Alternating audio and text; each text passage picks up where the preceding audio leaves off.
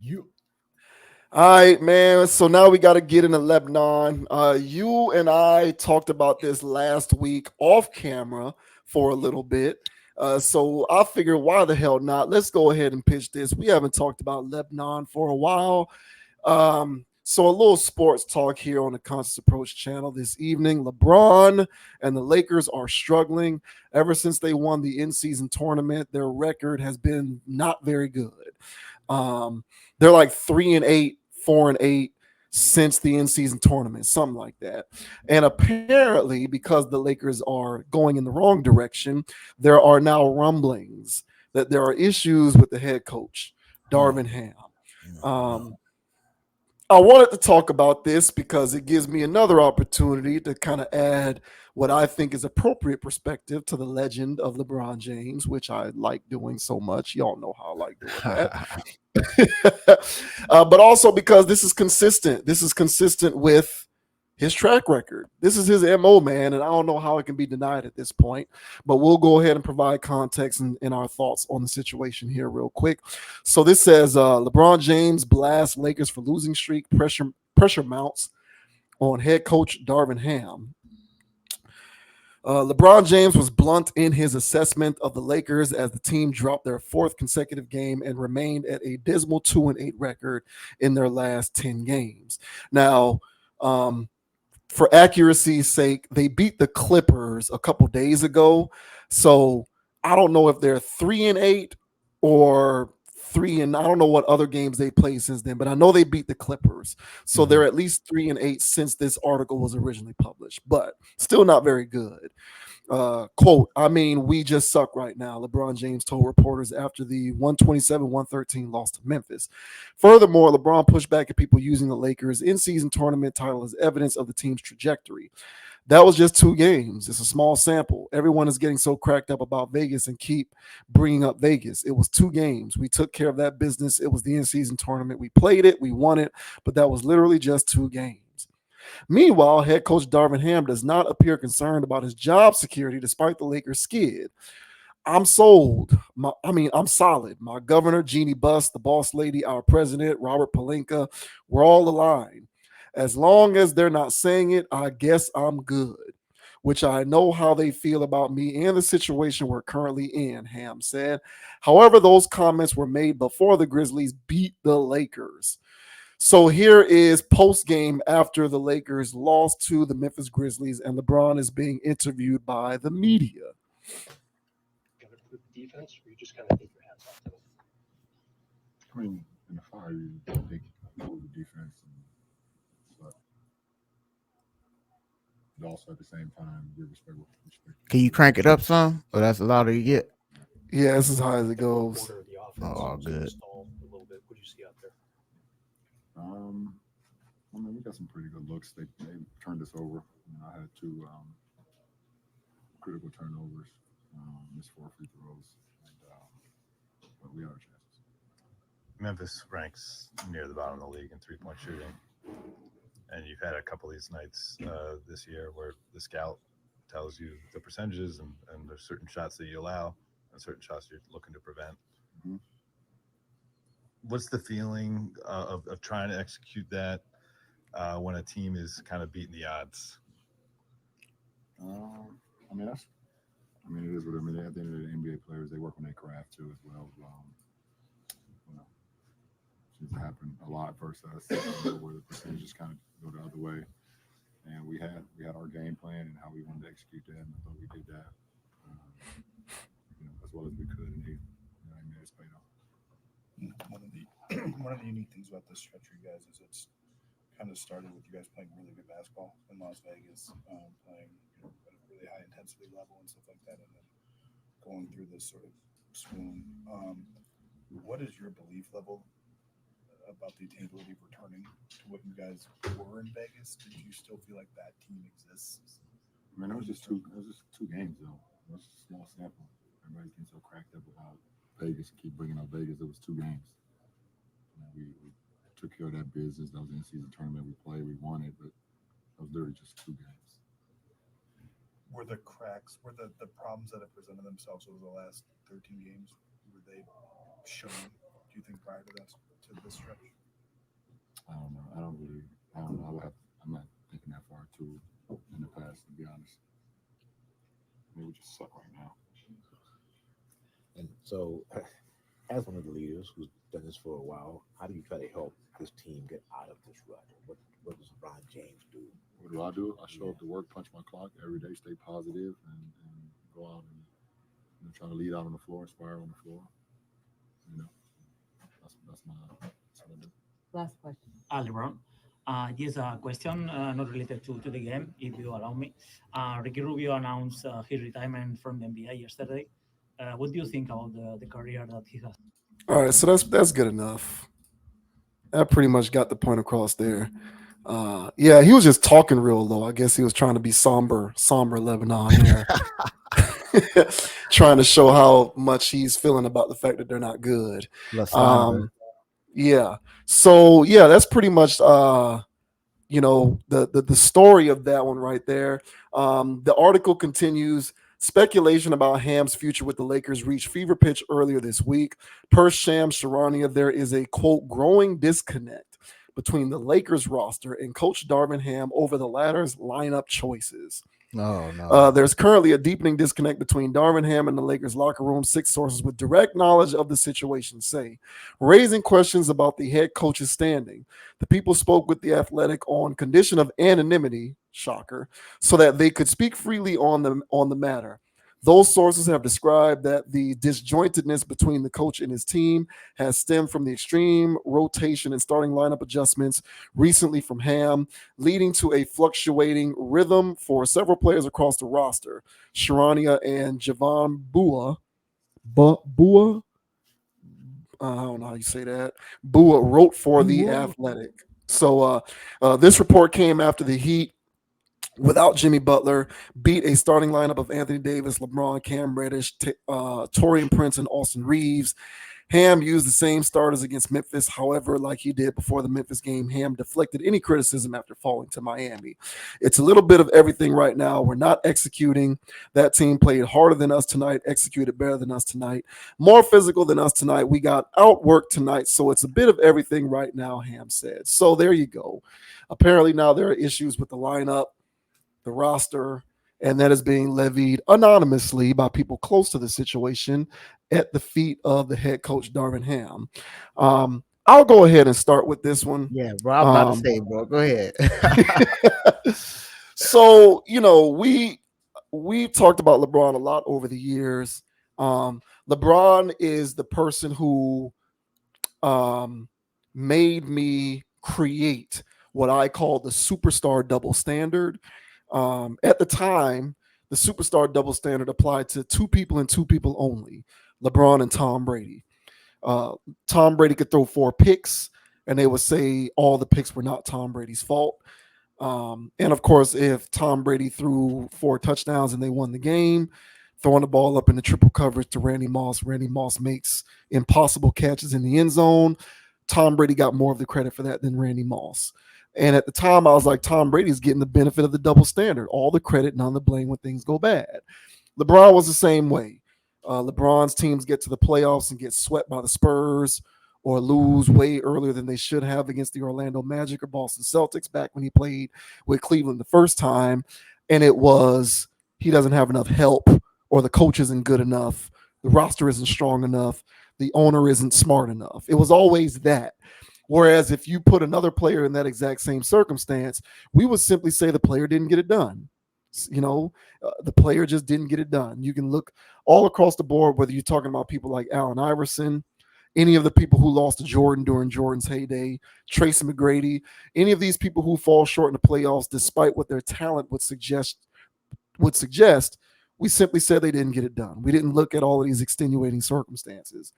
But for whatever reason, when it came to LeBron, whenever his teams would lose, it was always coach isn't good enough, teammates aren't good enough, nobody came to help him, and the owner and the organization sucks. So I found that to be a superstar double standard. Over time, I came to stop putting Tom Brady in that category because to me, I felt like post the Randy Moss years when Tom Brady started putting up all of the touchdowns and, yards and getting all of the MVPs and continuing to win Super Bowls.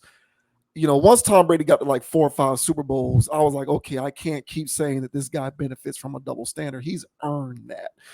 Whereas LeBron continued to be on the Heat in 2011 and lose to the Mavericks in the finals, getting guarded by JJ Barea and the Jet, Jason Terry on the perimeter. And then in 2014, when the Heat lost to the Spurs via the greatest margin of victory in the history of the NBA Finals, and we were told that it was once again a bad roster, even though there was nothing wrong with that roster 2 weeks prior when they were running through the Eastern Conference to get to the finals. So I felt like LeBron continued to benefit from this double standard, and it continues to rear its ugly head. This to me is par for the course. It is consistent with his career, and he is aided by what I see is a very pro-LeBron mainstream media who is going to always lament on the organization or the coach or the roster whenever things aren't going as planned, when LeBron, as far as I can tell, watching the games, is at the center of why things aren't going as planned. But this is what you get. You use the word orbit to describe the effect that he has on an organization.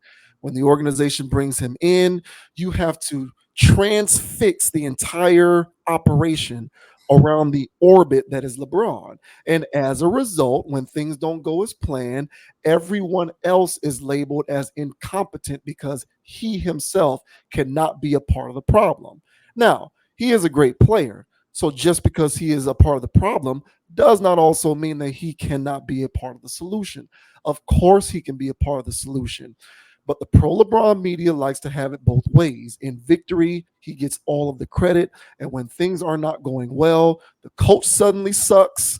The team suddenly sucks. The owner and the organization and management suddenly sucks.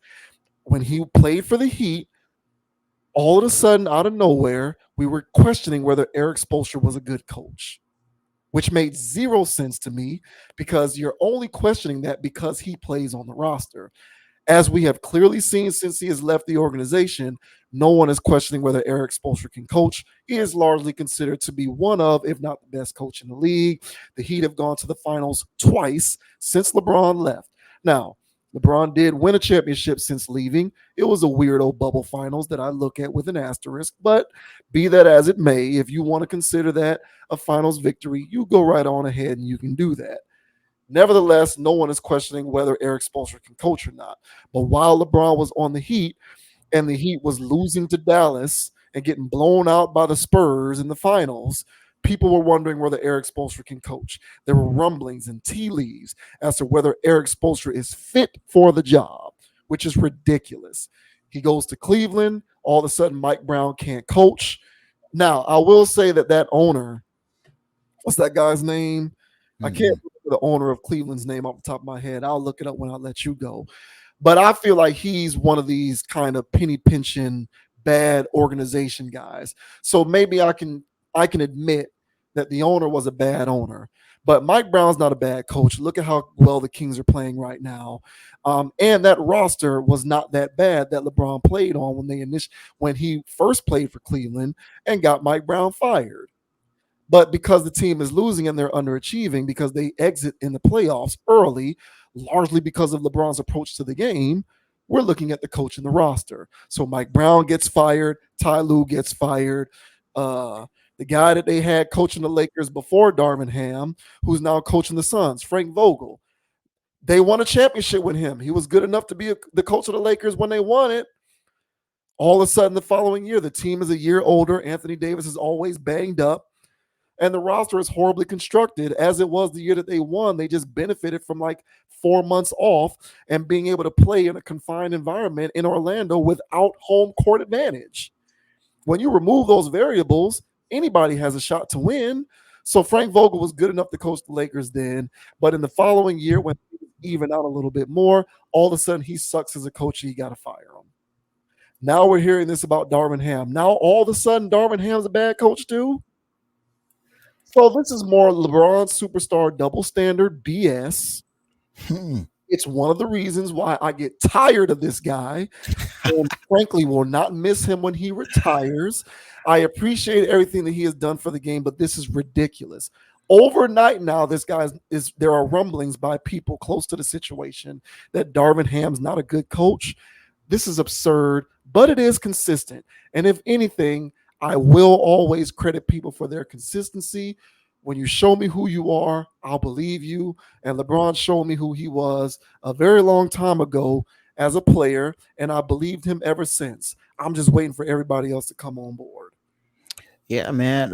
Hey, bro, it's sad that I wish I could say I disagree with any of it, but hey, man, this is what LeBron does. At this point, now for all of the people out there that now.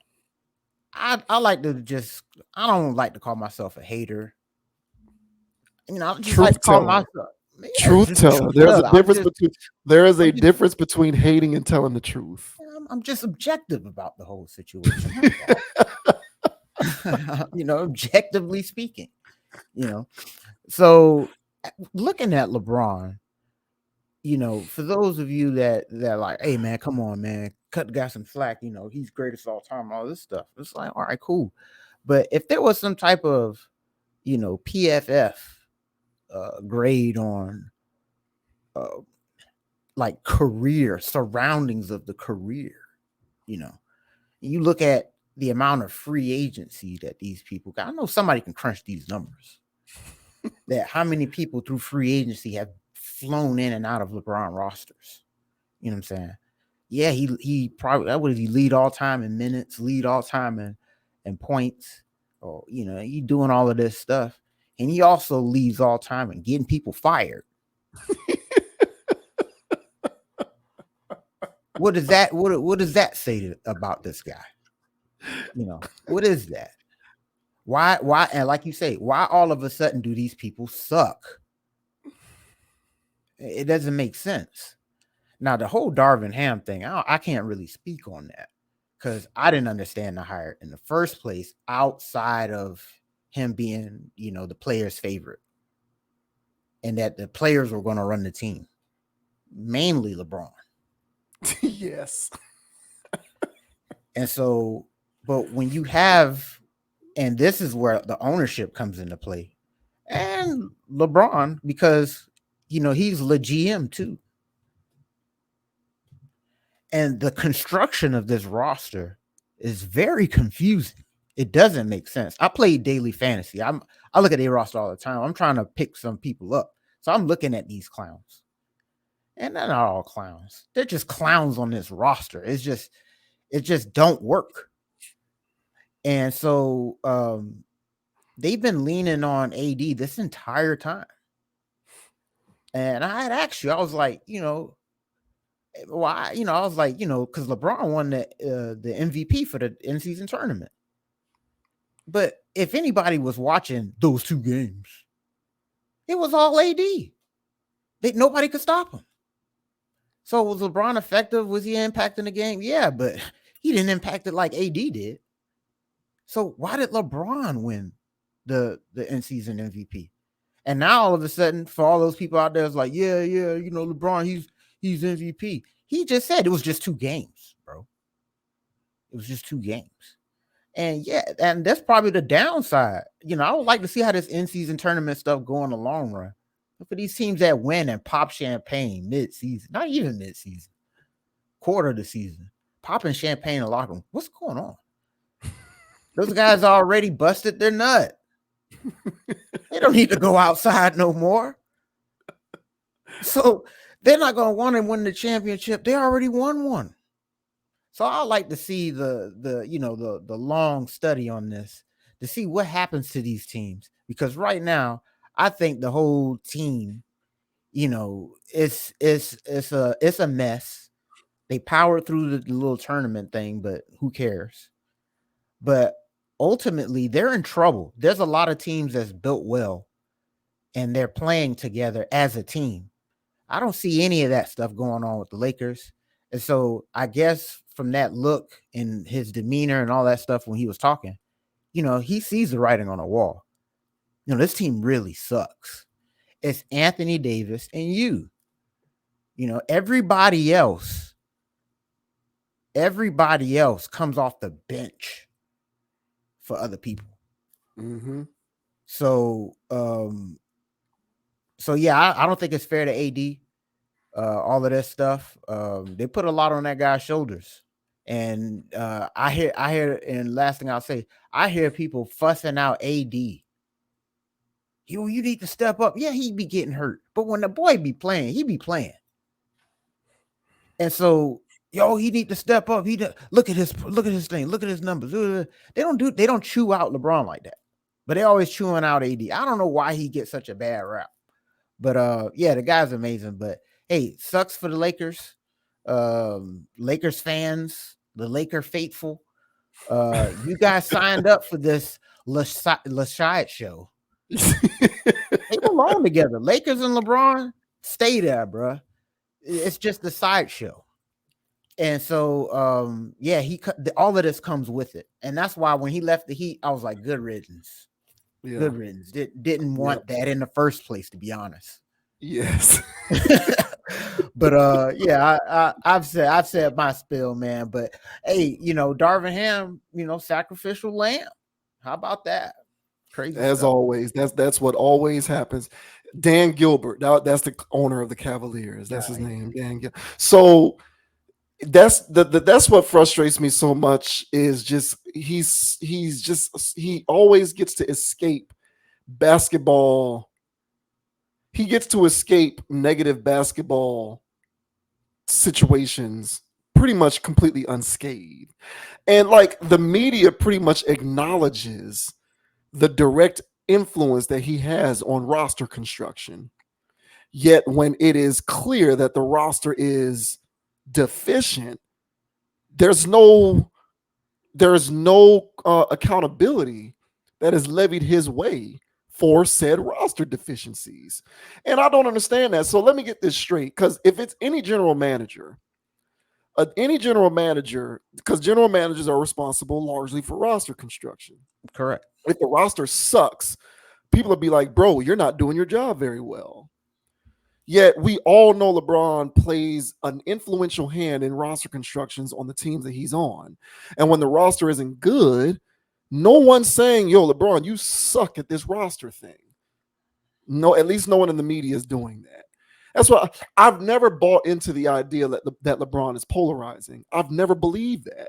I've never bought into the idea that he's polarizing. I've never bought into the idea that he has all these haters. Where? Are you talking about fans on the internet and social media? Their opinion doesn't count in the grand scheme of things.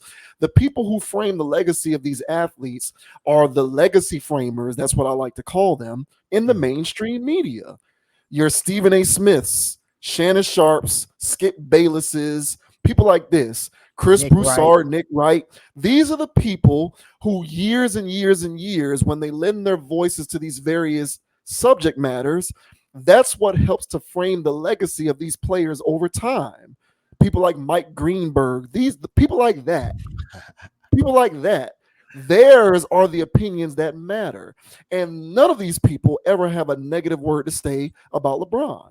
Ironically, Stephen A. Smith is probably the only one who might get critical of LeBron, and that's hardly ever when it comes to basketball, and it's always with other stuff, off the court stuff. That's the only time that you'll hear Stephen A. get critical of LeBron. Other than that, the guy is pretty much universally regarded as untouchable. That's why I say he gets the benefit of the greatest superstar double standard I've ever seen. You can acknowledge that he plays a hand in roster construction, but when the roster is trash, no one says, LeBron, you did a shitty job. Can I at least get that? We can't even get that. If the roster is great, they'll talk about how LeBron did such a great job helping to create the roster. But if the roster's shitty, they're going to blame Rob Pelinka and Jeannie Buss and the organization.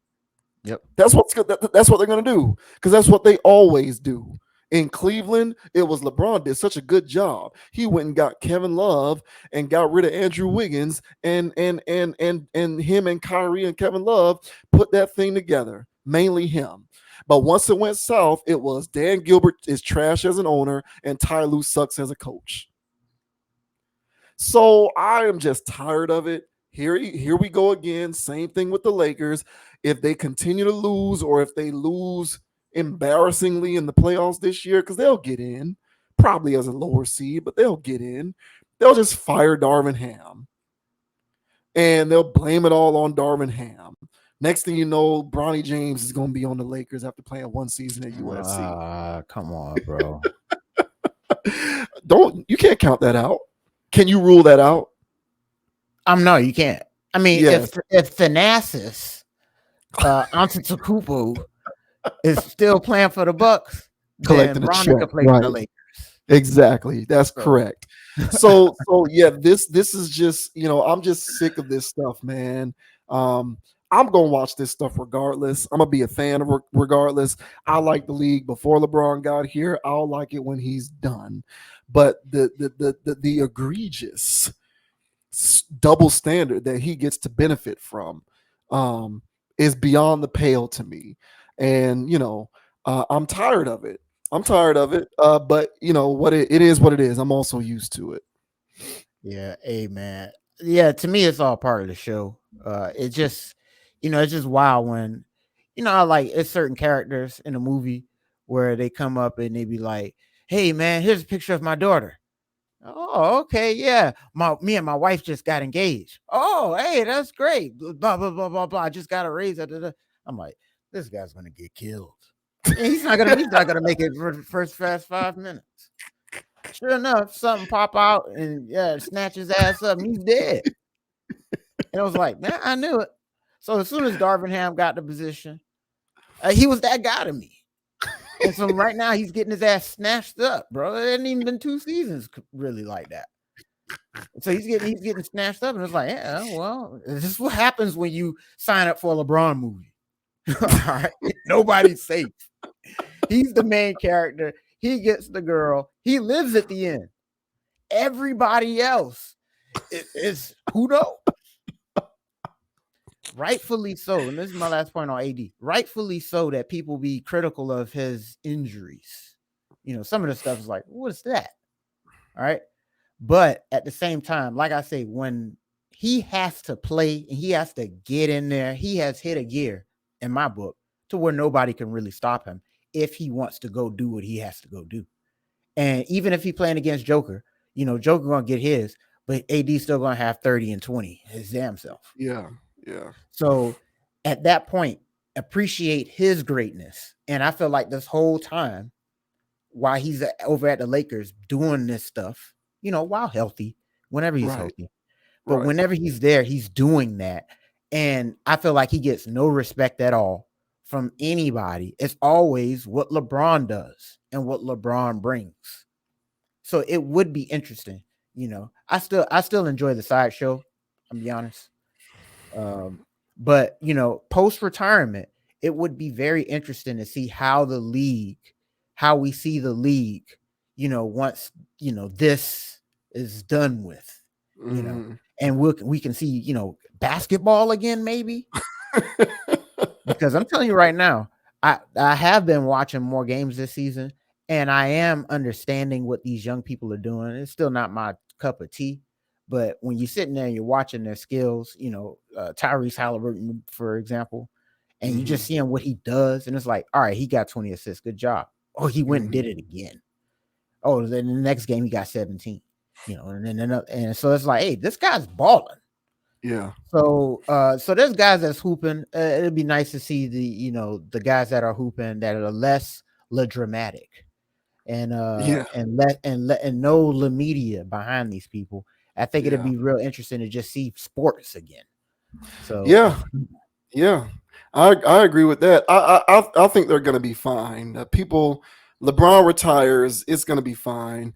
Because there's a lot of guys who can play and they'll just keep it going. It is what it is. And pretty soon the next transcendent person will come along. Maybe it's Wembanyama, who knows? It's his first year. It's his first year, so let's see how his game develops. You got people like SGA out there killing it. So it is what it is. I'm just ready for the sideshow to be over. I hear you on your movie analogy too, because like LeBron reminds me. So I read an interesting article about Fast and Furious, and they were talking about Dwayne Johnson and Jason Statham, because them two made that movie Fast and Furious, Hobbs and Shaw. So apparently both of them, because you know how they like to make movies where they're always kicking ass. Mhm. And apparently both of them have stipulations in their contracts whenever they do a movie that they can't lose any fights in any movie that they're in. And furthermore, they can only be hit a certain amount of times in the movie. And like, this isn't a safety thing. This is literally in the movie. If you're writing a movie and they're playing a character in the movie and their character is involved in a fight scene, their character cannot lose any fight and their character can't be hit in the fight. That's what LeBron reminds me of.